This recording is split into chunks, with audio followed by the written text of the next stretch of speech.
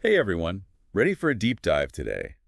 We're going to learn all about Yukioku. Yukioku. Yeah, he's this guy who was a teacher, but now he's running for office like in local government. Oh, wow, interesting. So like a total career change. Well, kind of, yeah. Yeah. But what's really cool is the stuff we have to work with. We've got these excerpts from like an AI chatbot thing, like the training data. Okay. But then we also have his blog. Oh, so we get like the technical side and the personal side. Exactly. It's like his blog's called Day One to Be a Politician, so you know it's going to be pretty personal. I love that. Okay, so where do we even begin? A teacher turned politician. That's quite a leap. Right. So let's start with the teacher part. The AI stuff actually talks about how he used all these like innovative teaching methods. Innovative, how so?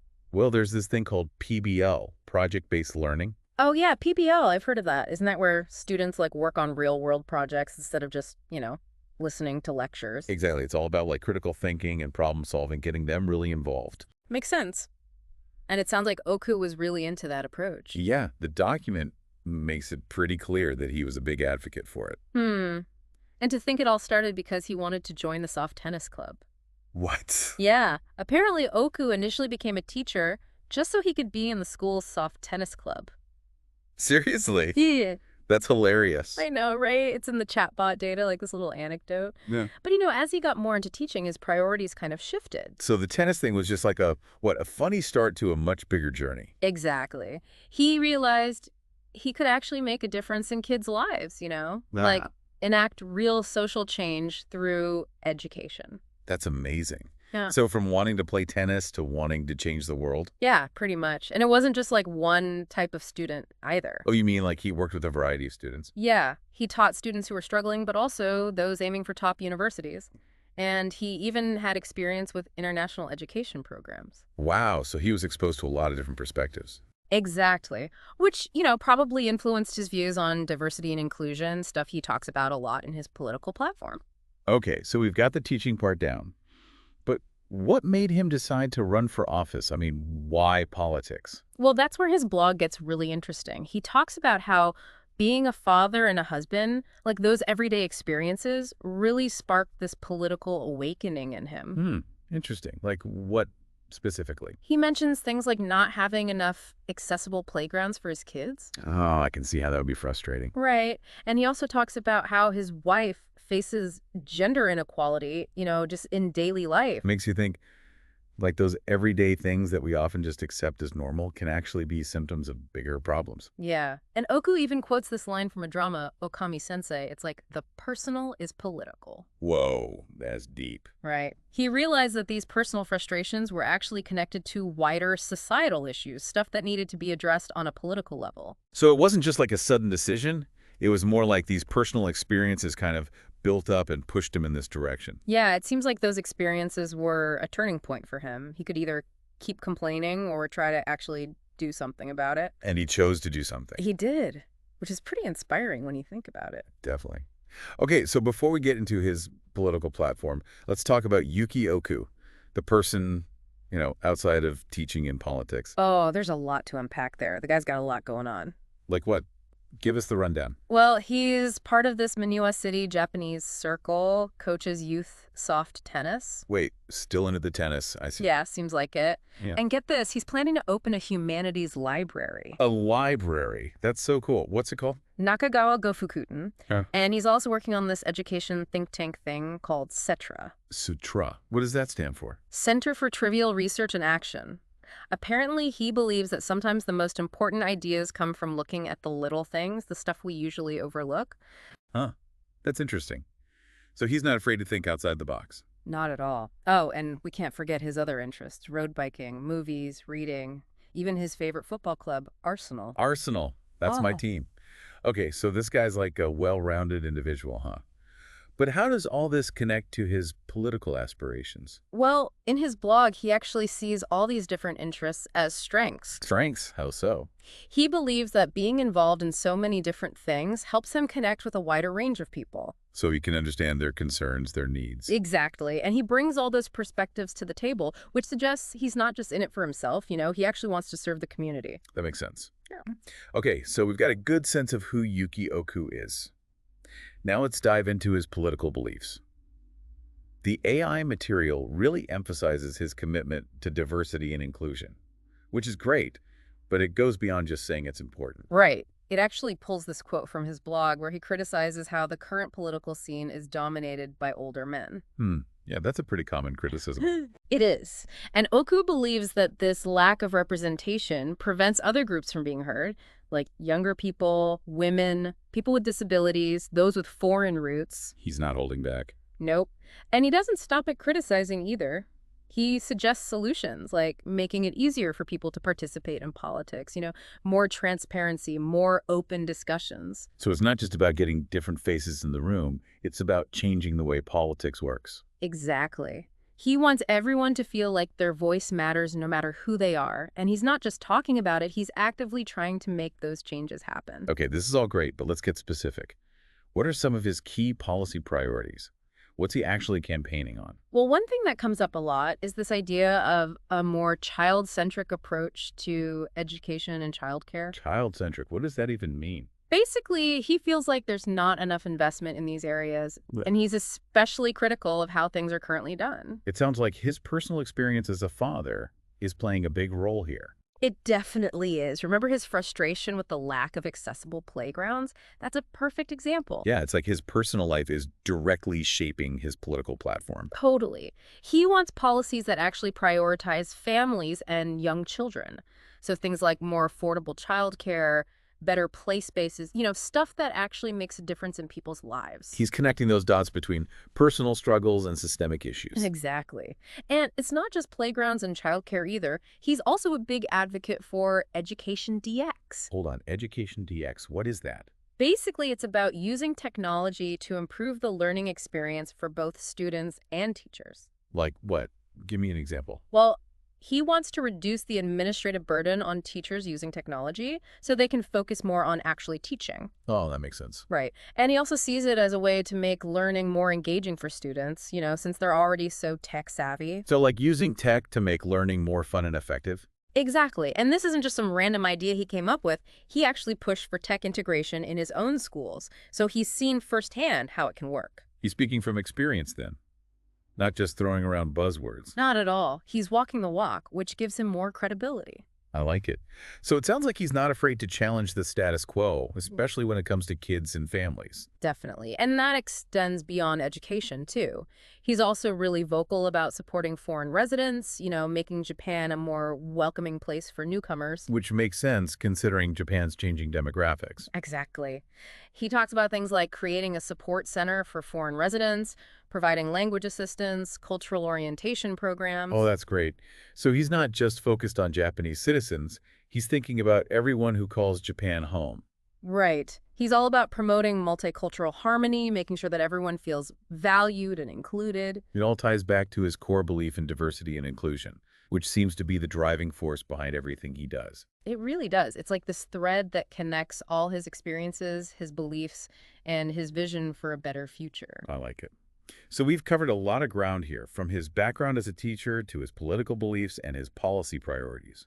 What's next on our deep dive agenda? Well, now that we know where Oku's coming from, let's shift our focus to his potential impact. How might someone like him, with his unique background and perspective, actually shake things up in Manua City? Okay, so we're getting into the nitty-gritty of local politics now. This is where things get really interesting. It is. Buckle up, because we're about to explore the world of campaigns, elections, and the real challenges of making change happen. It's really interesting to think about how Oku will handle all the, complexities of local politics. Yeah, I mean, he's not some outsider, right? He's already so involved in Manua City. But he's also not afraid to, ruffle some feathers. Right, like his stance on diversity in politics. He's not just going with the flow. And he's running as an independent, which both the AI data and his blog make a big deal about. Yeah, that's a bold move for sure. I mean, doesn't that make it harder? No party support, fewer resources. It definitely has its challenges. But for Oku, it seems like it's about maintaining his independence, not being tied to any party line. So he can truly represent the diverse voices of his community. Exactly. He's not about playing political games. And his blog really emphasizes that authenticity piece. Yeah. He's genuine, relatable, not your typical politician. People are tired of the same old, right? They want someone they can connect with. Yeah, Oku's betting that his personal story, his roots in the community, that's what will resonate with voters. It's a gamble, for sure, but it could pay off big time, especially if he can get those who feel unheard to actually get out and vote. Okay, so we've talked about his views on education, childcare, support for foreign residents, but what's his big picture vision for Manaus City? Well, both sources really highlight his belief in community. He wants everyone to feel connected, supported, empowered. That sounds nice, but how's he going to make that happen? He talks a lot about increasing citizen engagement, like having open forums, town halls, where residents can directly talk to their officials. Oh, so like making the government more accessible. Yeah. And he also mentions online platforms for sharing ideas, getting feedback, that kind of stuff. It's about breaking down those barriers between the people and their government, making it a two-way street. Exactly. He wants to move away from that top-down approach where decisions are made in secret. He wants collaboration. He wants people to have a real say. And one of the most interesting things he proposes is this citizen-led budgeting thing. Citizen-led budgeting, what's that? I've heard of it, but I don't really get it. Can you explain? Basically, it means that residents get to decide how a chunk of the city's budget is spent, what projects get funded. So, like, instead of politicians deciding everything, it's the people who decide. Exactly. It gives the power back to the people, making sure the budget reflects what the community actually needs. Wow, that's a pretty radical idea. Do you think it would actually work? It's definitely not easy. It requires a lot of trust and transparency. Yeah, like the government actually has to listen to the people. Right. But there have been cases where it's worked, in cities around the world. So it's not just some impossible dream. Nope. And Oku believes it could totally change how citizens and their government interact, create a sense of ownership and responsibility. Okay, so big vision, lots of potential. Yeah. But what about the challenges? I mean, let's be real. This is politics we're talking about. Oh, there are definitely challenges. Like, starting with the fact that he's an independent, no party support, he's got to build everything from scratch. That's like climbing Mount Everest without any gear. It's tough.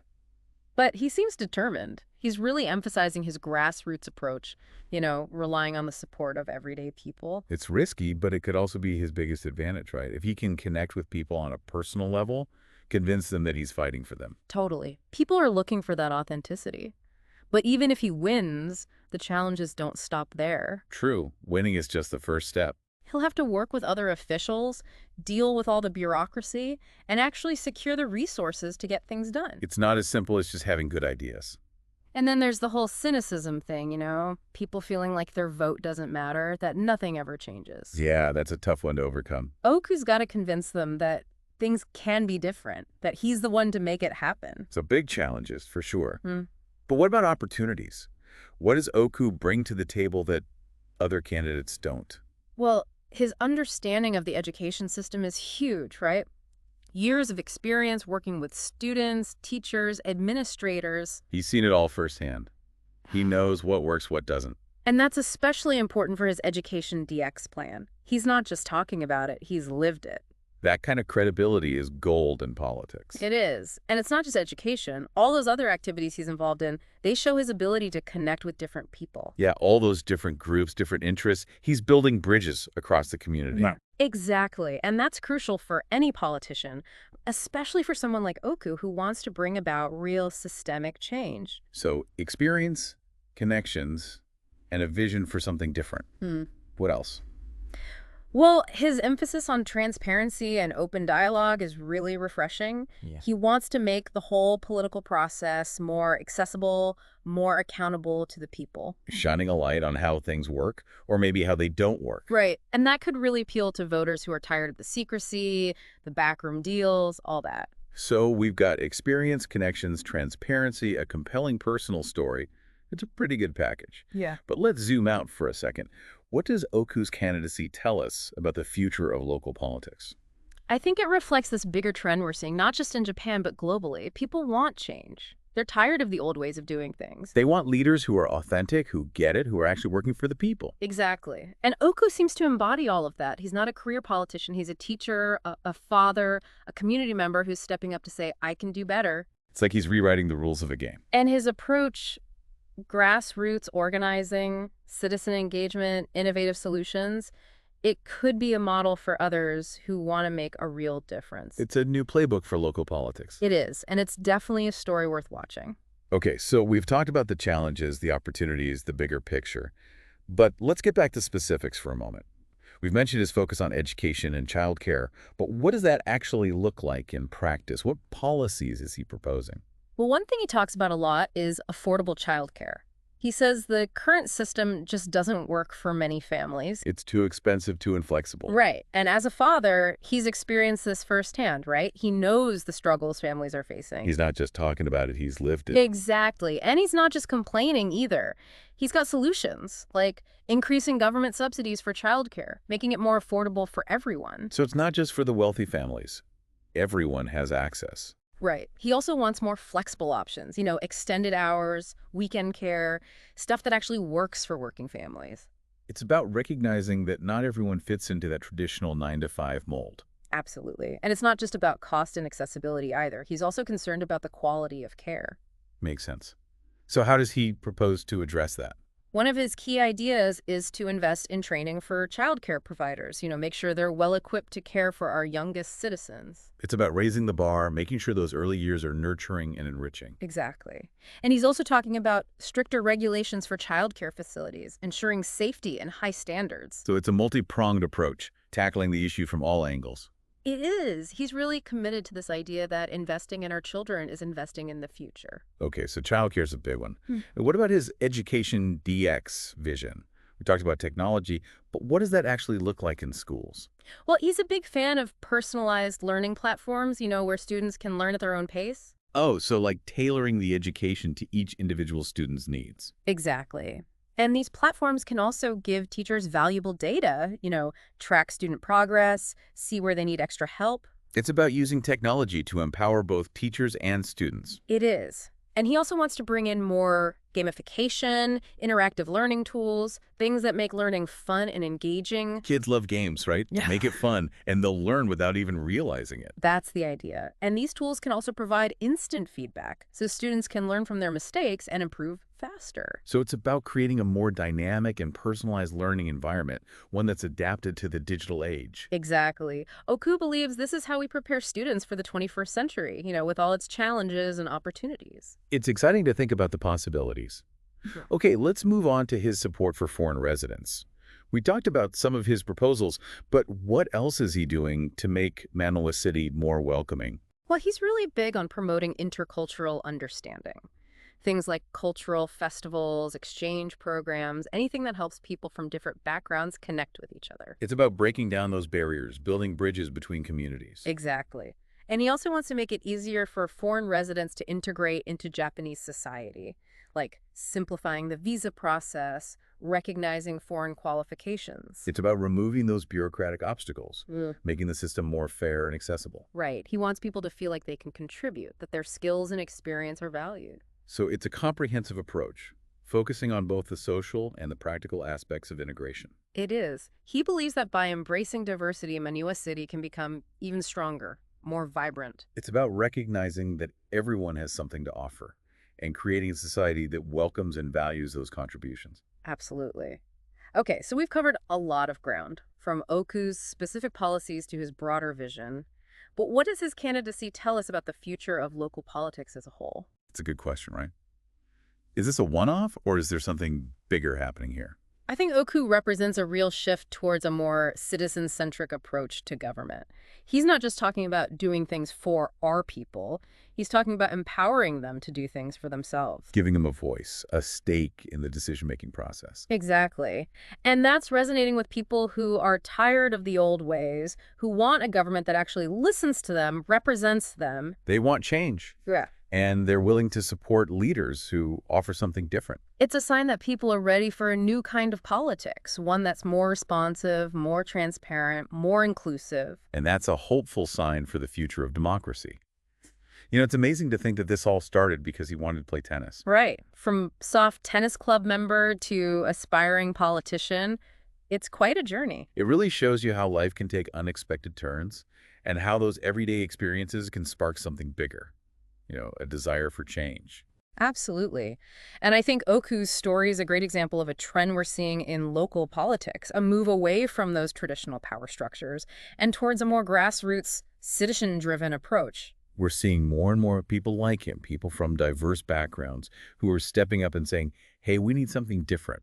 Teachers, entrepreneurs, activists, everyday people who are bringing fresh perspectives and new ideas to the table. And they're often running on platforms that prioritize things like inclusivity, transparency, community engagement, things that Oku is passionate about. It's like people are craving authenticity. They want leaders who are genuine, relatable, who actually understand their lives. People are tired of the same old political games. They want someone who's going to listen to them, represent them, actually make a difference. And Oku's emphasis on open dialogue, on things like citizen-led budgeting, that really speaks to that desire for a more participatory democracy, where people have a real voice. It's about shifting the power dynamic, giving people a seat at the table and saying, hey, this is your community too. Let's shape it together. And technology is playing a big role in making that happen, right? It's giving us new tools for communication, for collaboration, for actually engaging with our government. Oku's Education DX vision is a perfect example of that.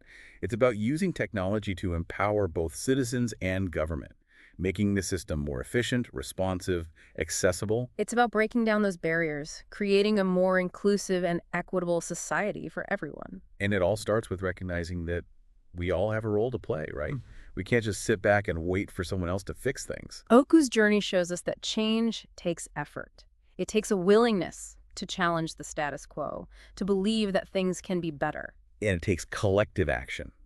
We need to work together to support those who are fighting for positive change, to make our voices heard. So as we wrap up this deep dive into Yuki Oku's story, we want to leave you with a few final thoughts to consider.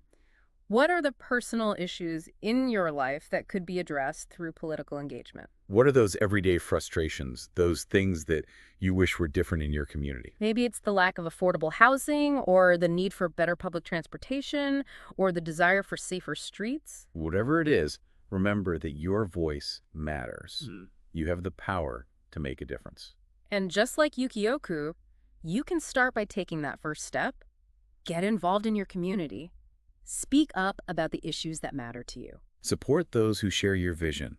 And never underestimate the power of your voice to create a better future, not just for yourself, but for everyone. Thanks for joining us on this deep dive, and we'll see you next time for another insightful exploration. Until then, keep those wheels turning and let's make some change happen.